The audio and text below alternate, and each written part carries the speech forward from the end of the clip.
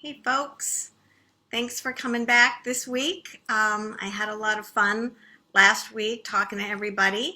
Um, I want to say again, going to be here every Tuesday, 12 p.m. Eastern Time. Answer whatever questions you may have about interior design. So type them at me and I will give them a go. So last week I had a couple of questions that I didn't see. Not, I'm just getting used to this. One of them was from my friend Cindy, and she asked how to go about doing a gallery wall without putting a lot of holes and doing the missteps. And it's there's a lot of steps to it, but first and foremost, a gallery wall is so worth the time. I mean, they just look great, whether it's showing off your own artwork or it's family from generations, or maybe it's places that you've been traveling, that sort of thing. I love them. So a whole bunch of steps. First, you want to make sure that you've got your frames are all in good condition. You want to make sure that they kind of go together. You don't want big gold ornate frames next to skinny silver ones, that kind of thing. And then there's two kinds of ways to think about the wall gallery. One is a grid section, which is just like it sounds. There's an even number of rows, and eventually it becomes an actual square or a rectangle. And that is going to necessitate your frames being all the same size, or at least at the end adding up to the same size. And then there's salon, which is a little more loosey-goosey, probably more what most people will do, unless they've already, very specifically put the frames in the same sizes. So the first thing you want to do once you have everything together, you know which way you're going to go, is you want to measure the area of the wall that you're going to put everything on. And then what you want to do is map that off with painter's tape, and then do the same thing, same size, on the floor, preferably right in front of it, if you can, or close by. And then then you're going to put all of your pictures into the floor piece. And the other thing you want to do before you start is you want to put a horizontal line of tape across, so that way you have sort of a line of reference that things are even, up and down. So now we're going to lay out the pictures. You want to start in the middle. Maybe it's your favorite picture, the most unique one. And then this is for the salon. And then you're just going to start to, move them out. You want to keep 2 inches apart from frame to frame, maybe a little bit more in salon if in the end of once you've got everything out, that's what it calls for. And in the salon, you're probably going to have some frames that are smaller than others. So the small ones, you just want to center, in between the ones that are around them. So you're just going to work from the middle out and just kind of see where everything goes. I mean, maybe you've got a really large one in the middle, or maybe you want to anchor the ends with a really big piece, but that'll take a while. And then you can use that horizontal line just to make sure that you've kind of got an equal weight on the top of the piece and on the bottom of the piece. For the grid, obviously, it's easy enough to just use that horizontal piece just to make sure everything really is all lined up. And then the tough part, then you have to start to measure where each piece goes in the wall. Now, in the best of all possible worlds, you hire someone to do it because it's a lot of measuring. If you geek out on the engineering part of it, then this is for you. If you are going to do it yourself, what you want to do is start with the top left-hand one and measure, from where you are on the tape, where the nail would go, and then you can measure into the wall and, just sort of move it out that way. I can't in any way guarantee you're not going to put some holes in the wall they may not want, but that's how you get it to go. And there are plenty of people out there who do actually do this professionally. people who are they're professional art installers. They're people who do sign. They hang signs for a living. They make and hang signs. They do that. There's also and if you don't want to be putting the nails in the wall at all, you can get the gallery systems. You've seen them certainly in museums. Sometimes you see them in like real estate windows, you know, those big long ones. The thing about the more expensive ones are those are going to really keep your pictures from moving around. There's one called STAS, S-T-A-S, which is very affordable and easy to use, and they have great customer service. But that is something that you're always going to see the cords, and they're not going to hang absolutely flat.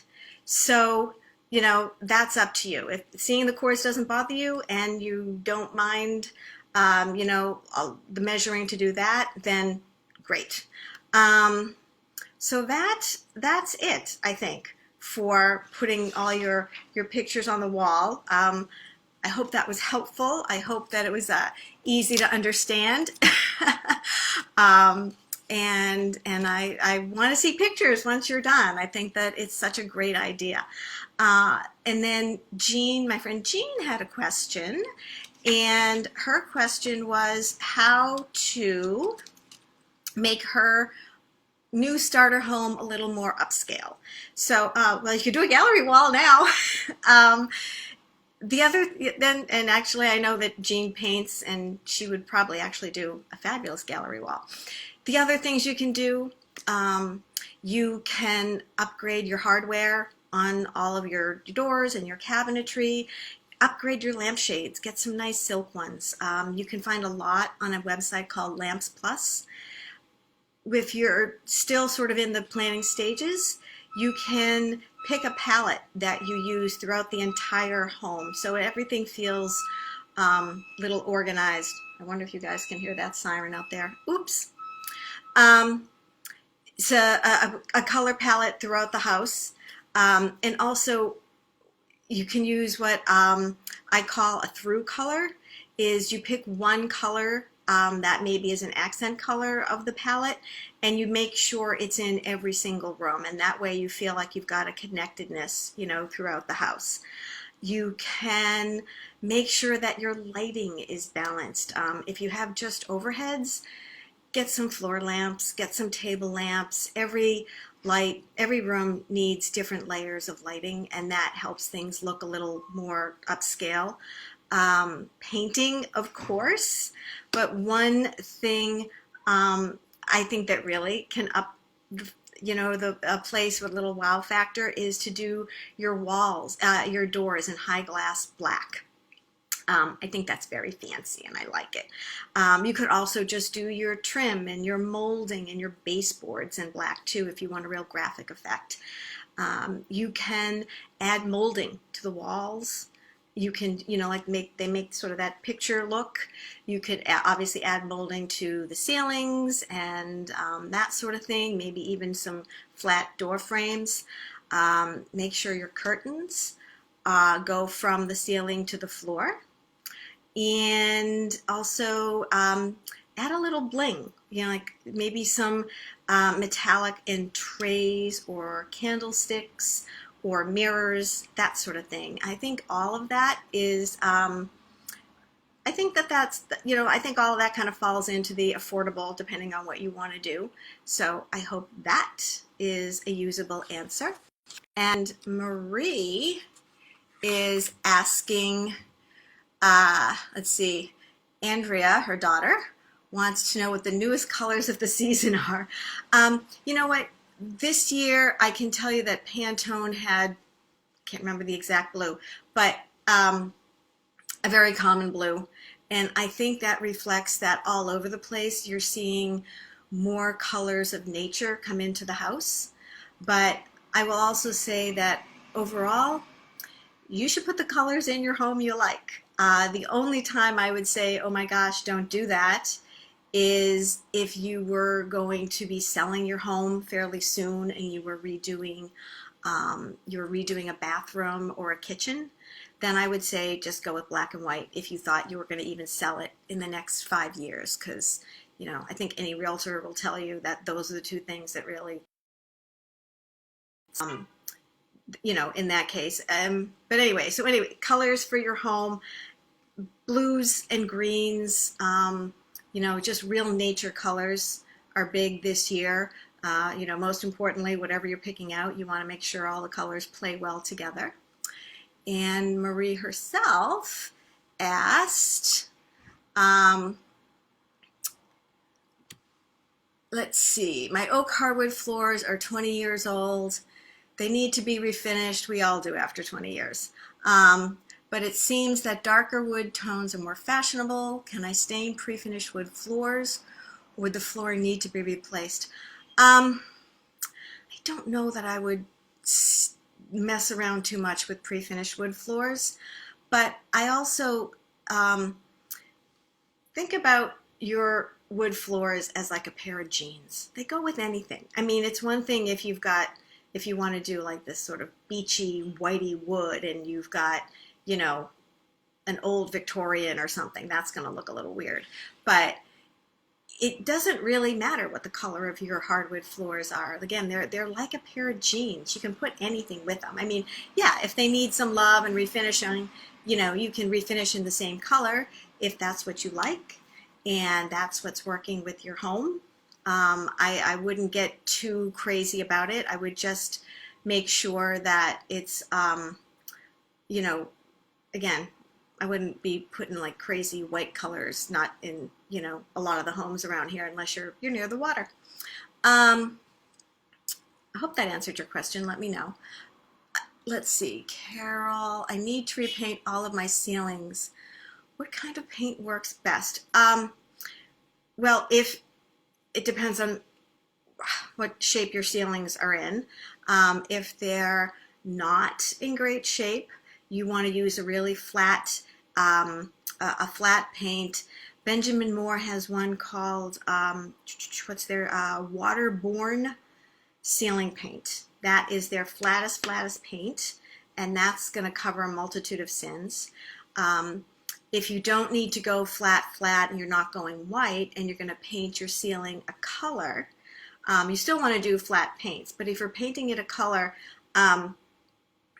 when you go to your hardware store or whatever, what you want to do is ask for the color at 50%, because what happens is, you know, like, so here's your color normally, although there's no color on that, and then what you do is, now you're putting it like this, and can you see? It's darker. Like, you see it like that on your wall, and like that on your ceiling, and so now, once it's on your ceiling, if you get it at 50% of the color you want, it will look like you want it to look on the wall, on the ceiling, if you're painting the ceiling a color. And then, of course, if you're going to get fancy, you can always go very high gloss. I love high gloss ceilings and all the reflection, but that's a very particular taste, I have to say.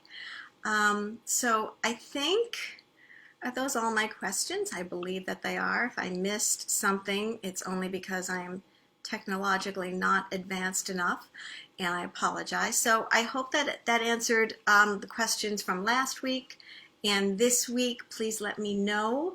And if there's anything in particular you want to know about for next week.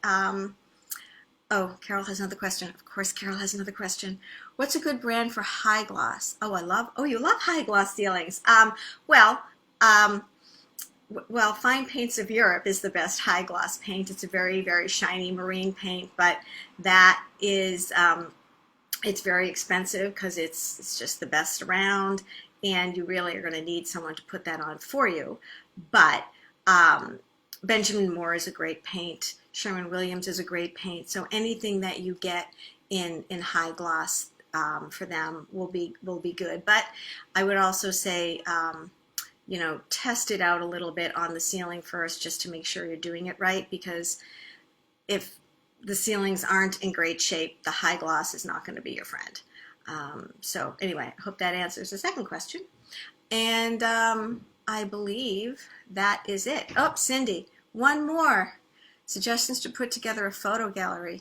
Oh, Wait, did I not answer that? Whoops. Can somebody tell me if I answered that or not?